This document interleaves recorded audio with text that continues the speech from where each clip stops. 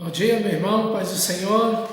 Que alegria que você tenha separado um tempo especial para orar pela palavra, adorar o Senhor, meditar nas Escrituras. Então, por favor, abra sua Bíblia no livro de Jeremias, no capítulo 4. Nós estamos nesse texto onde Deus, no capítulo 3, vem chamando o povo de Israel ao arrependimento. Eles estão no último instante de possibilidade de arrepender-se diante de Deus. Eles não vão ter outra chance. Jeremias é o profeta, é a última chance de Deus para eles. Então a mensagem de Jeremias é sempre do arrependimento, e todo o problema que Judá tem, todo o problema que Israel teve, porque já foi levado ao cativeiro, há quase 50 anos, e agora Judá vem nessa situação pior do que Israel. O reino do sul está prestes a ser levado em cativeiro, e Deus, junto com o seu profeta, estão batalhando diante de todo aquele caos, chamando o povo ao arrependimento. Isso fala muito para mim e para você. Nós também estamos na última hora, Paulo disse isso há 2000 anos atrás. Esta é a última hora.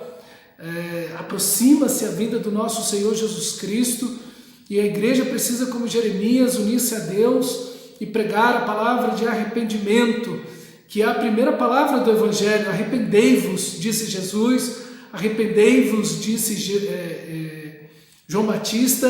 Então a igreja anda em arrependimento, o caminho que ela trilha é o arrependimento, mas ela prega esse arrependimento. E Deus então continua chamando, capítulo 4, junto com Jeremias, nessa grande misericórdia de Deus, ele vem chamando Judá ao arrependimento. O arrependimento, como diz o texto, não exterior, mas o verdadeiro arrependimento, que é o interior. Circuncidai o vosso coração, corte o pecado do seu coração. Circuncisão era aquela operação que era feita no menino, apenas no menino, quando ele tinha 8 dias de nascido, de cortar aquela pelezinha da ponta do pipil do neném ali, dar aquele cortezinho ali, tirar aquela pelezinha. Então ele seria um judeu a partir daquele momento. E o texto sagrado está dizendo: o verdadeiro judeu não é o que tem uma marca no corpo, mas é aquele que circuncidou o seu coração, que arrancou o pecado da sua vida, arrancou da sua vida dureza de coração, extirpou da sua alma, da sua mente, do seu coração, das suas intenções e sentimentos, o pecado, a decisão de coração.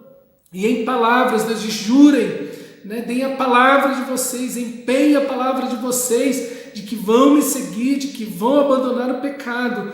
E aqui nós precisamos lembrar, irmão, do nosso arrependimento.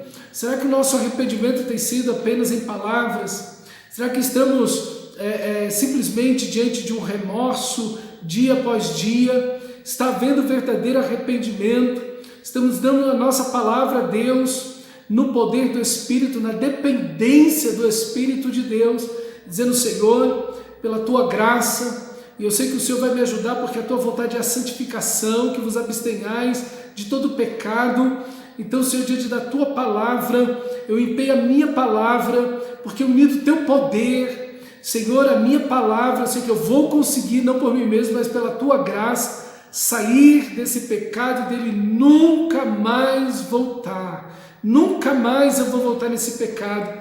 Meu amado irmão, dependendo de Deus, em oração, na palavra, enfim, essas decisões Deus espera de mim e de você. Deus espera isso de mim. Deus quer isso de você, que empenhemos a nossa palavra. Mas infelizmente, pela rebeldia de Judá, os babilônicos irão vir e trarão, eles serão como um vento destruidor de nações, que vem do norte. Sempre essa ideia do norte. Toda vez que você ouvir essa palavra, essa expressão norte, do norte, saiba que são os babilônicos aqui no livro de Jeremias. E aí então Deus chama por meio do profeta Jeremias a nação de Israel. No versículo 14, esse texto é lindo: lava o teu coração da malícia, Jerusalém, para que seja salva.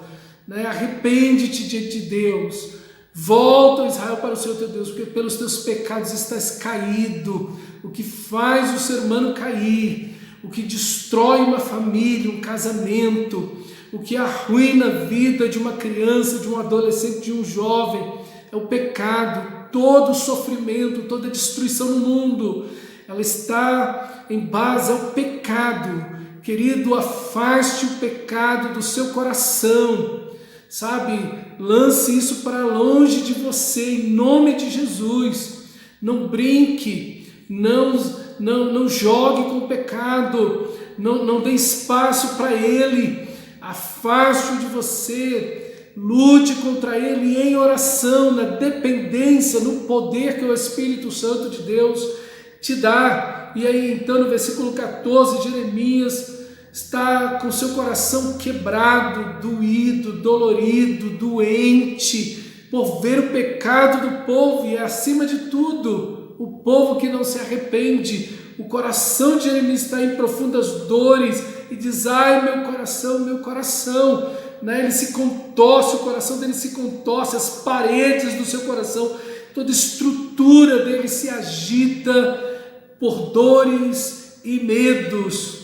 Mas apesar da dor do profeta, e essa dor que a igreja precisa sentir pela cidade caída, pela família que está caída, pelas pessoas que não se arrependem, essa dor da alma, essa dor no espírito que a igreja precisa ter de luto. Sempre deve haver um certo luto no cristão, de olhar as pessoas sem arrependimento, lágrimas nos olhos que descem do rosto do verdadeiro cristão, por olhar aquela cidade, ou aquela pessoa, ou aquela família, ou aquele país que não se arrepende diante do Senhor, e que você precisa pregar o evangelho para eles, você precisa aproximar-se deles e falar da graça misericordiosa do Senhor da glória. Que o seu coração seja como o de Jeremias, que o nosso coração possa doer de dor, de angústia, diante do pecador, diante do impenitente, daquele que não se arrepende. Mas infelizmente o versículo 23 mostra que o pecado da nação de Israel aí é comparado com Gênesis 1:1, né? No princípio criou Deus os céus e a terra estava sem forma e vazia, havia trevas sobre a face do abismo, né? E o Espírito de Deus parava sobre as águas. A ideia aqui do texto é justamente essa, que é um caos. Jerusalém virou um caos, Judá virou um caos, Israel, que já tinha sido levado ao cativeiro, estava no caos. Isso é aquilo que Deus os fez para ser. Agora eles são justamente o oposto, eles são um entulho, eles são um monte de lixo pelo seu próprio pecado. Não há nada o que fazer, não há nada proveitoso, não há nada que cumpra a vontade de Deus, não há nada que responda positivamente aquilo que Deus quer, aquilo que Deus planejou para ser. Pelo contrário, é todo um caos. Meu irmão, você acha que o que Deus quer para esse país, para o nosso Brasil, é isso? Você acha que é isso que Deus quer para a sua família, ou para esta cidade, ou para os seus vizinhos? Não é isso que Deus quer. Deus deseja vida, e vida com abundância, vida plena. Mas o que vemos é destruição, é violência, é corrupção, é imoralidade. E não é isso, esse caos, seja ele político, econômico, educacional, social, que existe, ele existe por causa do pecado, e não há outro jeito a não ser voltar-se para Deus. Deus que é luz, e não há nele treva alguma, perfeito e santo. Ele pode corrigir o ser humano, mas há algo aqui que é inédito, né? Deus decreta firmemente, irrevogavelmente, irreversivelmente o castigo sobre Judá. Deus não vai voltar atrás. Deus vai castigar. Deus diz: eu sei que vocês não vão se arrepender, então vou castigar vocês. Meu amado, essa ideia pós-moderna da nossa cultura, principalmente dessa cultura evangélica brasileira, mas também da cultura social do Brasil, que Deus não castiga, que Deus não disciplina, que Deus não vai embora, que Deus não vai banir da presença dele. Isso é mentira. Todos os pecados banidos estão da presença gloriosa de Deus. Deus castiga sim, nós temos que ter temor de Deus, mas infelizmente diante dessa ameaça de Deus, diante de Deus falar, olha, eu vou castigar vocês, isso não tem volta. Judá se veste de adornos, vestidos e joias e não se arrepende. E Deus no capítulo 5, então fala para Jeremias, olha dentro da cidade de Jerusalém, olha, vê, vai na cidade, vai nas ruas, vai nos becos, vai nas casas e vê se você encontra um único homem que busca o Senhor, que busca a justiça e a verdade. Não há ninguém. Há uma corrupção, há uma questão generalizada, tirando o profeta Jeremias e os profetas, os homens de Deus que estavam ali, né, que eram os profetas do Senhor, todos dos sacerdotes aos profetas, falsos profetas, o povo, todos estavam completamente corrompidos. Jerusalém estava debaixo de uma autodestruição, como acontece no livro de Gênesis, no capítulo 6, quando nós vemos ali na Arca de Noé, né, não há ninguém, só há um justo ali que é Noé, só há um justo na cidade de Sodoma e Gomorra, que é Ló. Enfim, então Jerusalém chega a esse momento, se Deus não intervém, se Deus não traz a disciplina, se Deus não traz juízo, o povo de Israel se acabava ali. Então a justiça de Deus, a disciplina de Deus é um ato de misericórdia para preservar a vida daquela nação. Então o Senhor os disciplinou, mas não doeu e não aceitaram a disciplina. As pessoas acostumam com o sofrimento.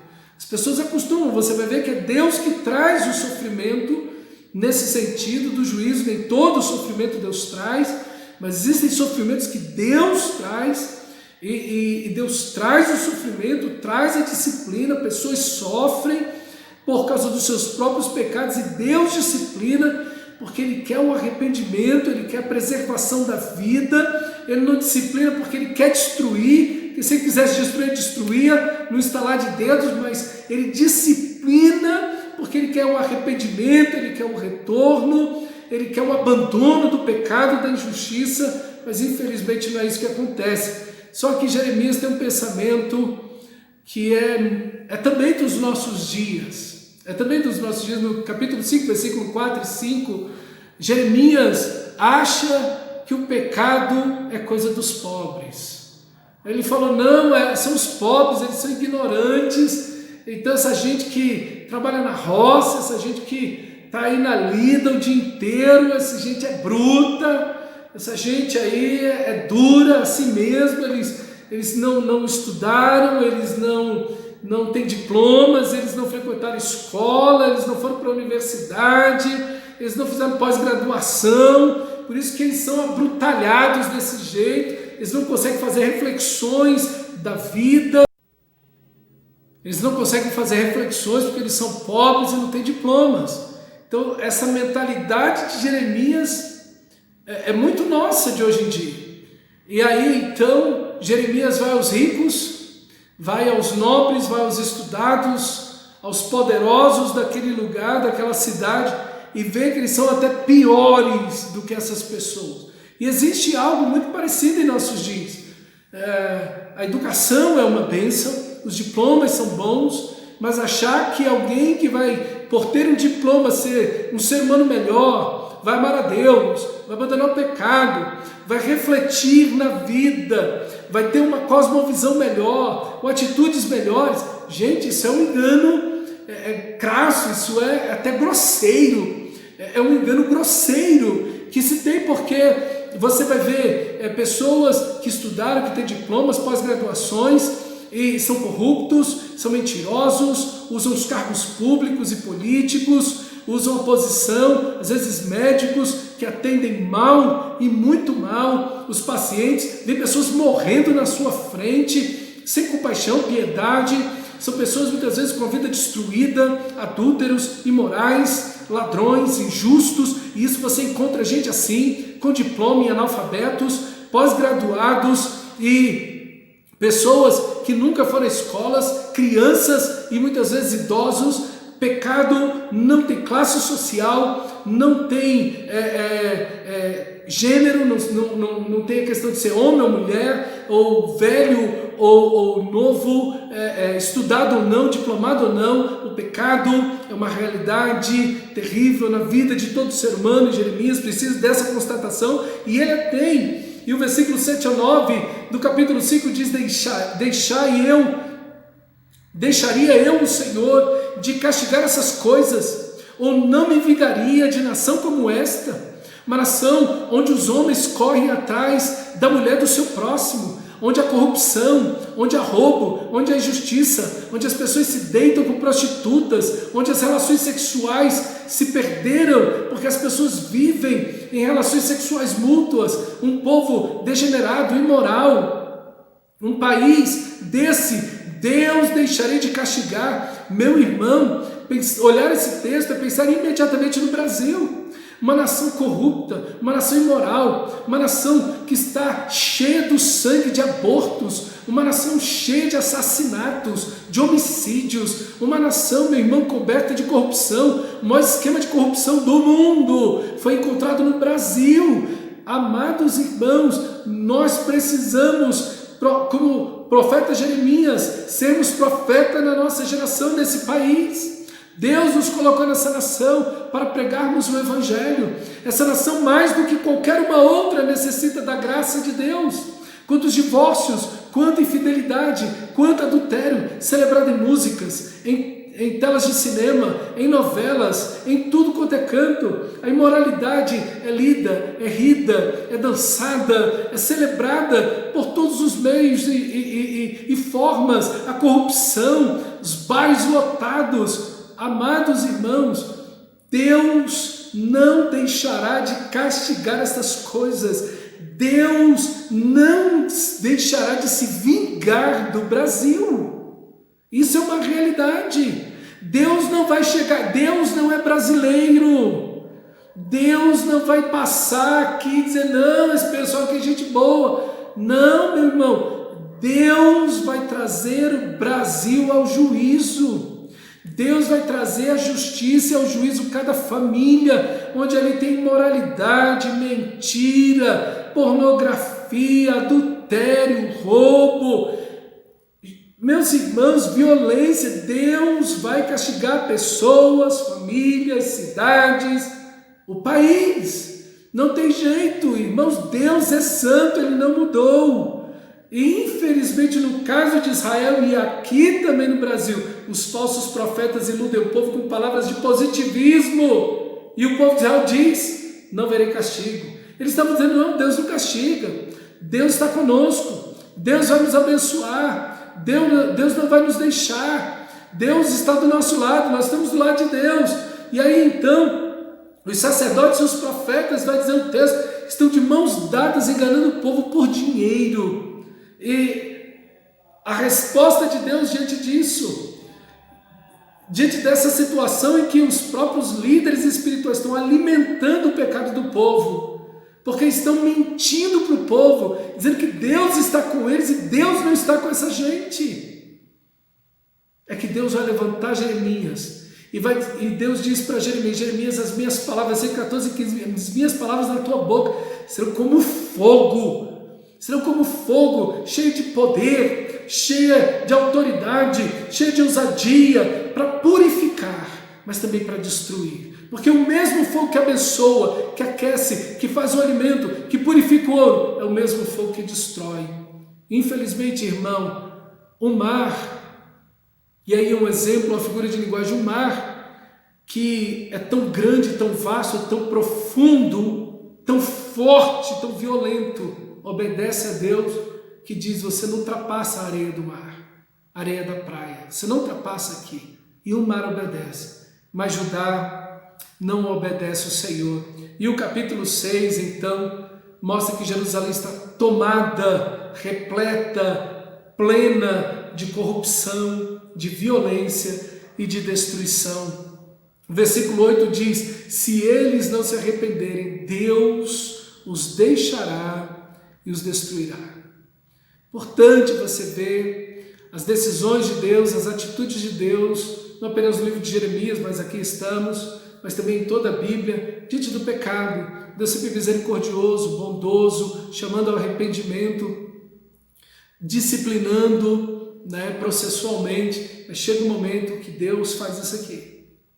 Deus vai embora. Deus vai embora.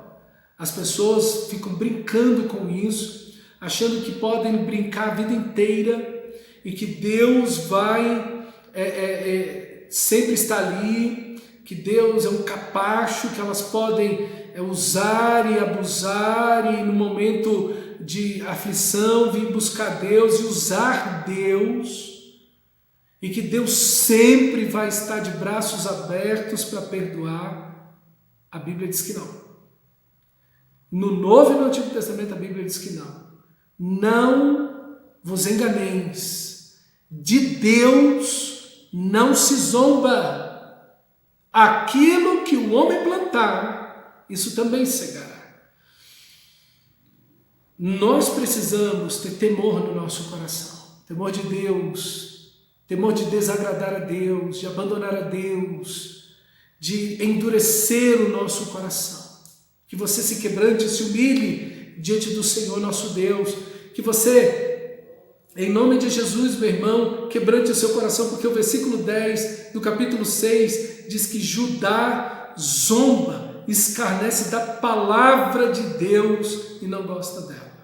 Veja onde está a raiz do problema, onde está o núcleo do problema, o ponto central do problema é que eles abandonaram, escarneceram, zombaram, desdenharam a palavra de Deus. Não, a Bíblia é qualquer coisa, eu leio quando eu quero, eu pego quando eu quero, é de qualquer jeito, eu vou lá, leio sim, na última hora, na hora de dormir, se der eu vou, se não der eu também não vou, eu faço e... É isso que levou eles à destruição. Os sacerdotes, diz o versículo 14, esse é um texto emblemático do livro de Jeremias, os sacerdotes e os profetas curam superficialmente a ferida do meu povo, dizendo paz, paz, quando não há paz. Não há paz, o povo está contra Deus, o povo está contra a palavra. Como há paz, não há bênção. Deus não está com vocês, porque vocês não estão com Deus. A palavra de Deus não está com vocês. Então, como há paz, não há paz. E o chamado do profeta é: voltem-se para Deus. A igreja não pode dizer, você, meu irmão, não pode dizer para ninguém: olha, Deus te abençoe, a paz, olha, a paz de Deus está sobre você, olha, Deus está com você. Não, essa pessoa precisa de arrependimento, é curar superficialmente a ferida das pessoas, é dizer para elas que Deus está com elas quando Deus não está. Você precisa chamar as pessoas ao arrependimento. Arrependimento é a primeira palavra do Evangelho. Nós não podemos dizer paz para as pessoas que não estão em Cristo Jesus, o nosso Senhor, que não nasceram de novo, que não têm o Espírito Santo. Não há paz para essas pessoas. Elas estão a caminho da destruição, o inferno as aguarda, e Deus levantou você para pregar o Evangelho, para chamar essas pessoas ao arrependimento, para dizer: Deus, o Deus da paz, reconciliou-se e quer reconciliar-se contigo através da cruz de Cristo Jesus, o nosso Senhor. Essa é a tua palavra, meu amado irmão, essa é a tua palavra. O que você vai fazer quando você encontrar com o Senhor Deus? Essa é a pergunta que você tem que fazer. Encontrarás tua paz? Ou vai encontrar os seus próprios pecados? Entende? É isso, meu irmão. Mas infelizmente os sacerdotes e os falsos profetas se uniram por causa do dinheiro e dos prazeres para extorquir Israel, e não tem vergonha nenhuma disso. Quanta coisa dessa maneira não tem acontecido hoje em dia no nosso país. Pessoas que estão profetizando, entre aspas, a bênção, a paz, a prosperidade, a alegria para as pessoas, o positivismo, o evangelho coach, né? O evangelho da psicologia positiva. Você é lindo, maravilhoso, Deus está com você, tudo vai dar certo, paz, shalom. E quando de fato essas pessoas estão longe de Deus, desprezam a Deus, sua palavra, não se arrependeram, não nasceram de novo, quando você e eu devemos dizer: arrependei-vos. Arrependei-vos. Meu irmão, que você seja como Jeremias. Você tem uma palavra de amor, de esperança, de arrependimento. Essa deve ser a sua palavra para aquele que está no leito de morte, para aquele que nasceu recentemente, que é uma criança, que é um adolescente, que está rico ou que está pobre, que está doente ou esbanjando saúde. Que a tua palavra seja arrependimento, seja arrependimento.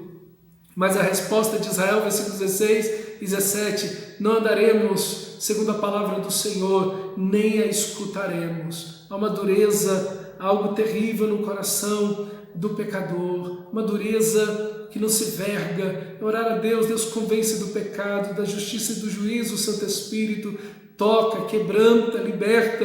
Por isso que o evangelismo tem que ser muito acompanhado de oração, tem que ser sempre muito acompanhado de muita oração. Deus vai na frente, antes de eu ir lá, Senhor, quebranta, traz arrependimento, dobra o coração, Senhor, convence do pecado, da justiça e do juízo, esse juízo que está vindo, que se aproxima do caminho que essa pessoa se encontra em direção à perdição eterna. Versículo 19, porque não estão atentos às minhas palavras e rejeitaram a minha lei, eu os destruirei. Novamente, a palavra de Deus como ponto central do amor a Deus, do serviço a Deus, do reinado de Deus, da submissão a Deus, a palavra de Deus. A gente sempre tem que questionar a nós mesmos como anda o nosso relacionamento com a palavra de Deus, a obediência a essa palavra, o contato com essa palavra, a honra a essa palavra, a busca dessa palavra para direcionar a nossa vida, solucionar problemas, aquecer o nosso coração, consolar a nossa alma, direcionar os nossos passos, enfim, em todas as circunstâncias, a palavra de Deus. E no versículo 27 ao 30, Jeremias é o acrisolador, o ourives inútil, porque a palavra que Deus colocou na boca dele é fogo, mas esse fogo vai, mas não há purificação. Quando você joga o fogo sobre o ouro, a impureza é consumida, queima, fica só o ouro. Aqui o fogo da palavra de Deus está saindo dos lábios de Jeremias, mas não há nenhuma resposta, não há ouro, só há lixo, só há escória, vai dizer o texto, só há lixo, a escória do produto, só há chumbo, não há nada mais. Meu irmão, às vezes você está pregando há anos para a sua família, às vezes você está falando do Evangelho, orando por eles.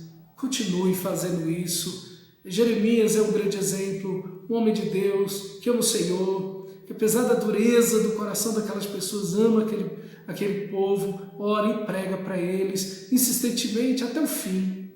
Faça isso no seu trabalho, na sua escola, com seus vizinhos, familiares, cônjuges, amigos, pessoas da cidade. Pregue o Evangelho, pregue a palavra de Deus. Eu sei que às vezes não é fácil, às vezes a gente desanima, não é verdade? Às vezes o nosso coração se abate. Jeremias está aqui, nosso irmão em Cristo, nosso amigo de ministério, esse profeta tão maravilhoso também. Ai, meu coração, dores profundas, mas continue pregando. Deus vai fazer que você seja fiel a Deus, você seja fiel ao Evangelho, seja fiel na mensagem, não diminua a mensagem, não aumente a mensagem, não torça a mensagem, não dilua a mensagem, não adoce a mensagem. Pregue o Evangelho e Deus fará o resto. O importante é que você seja achado por Ele, fiel, fazendo a vontade dEle, pregando o Evangelho, sendo um instrumento, um profeta de Deus na sua família, na sua vizinhança, nessa cidade, nesse país, nessa geração. Deus te abençoe.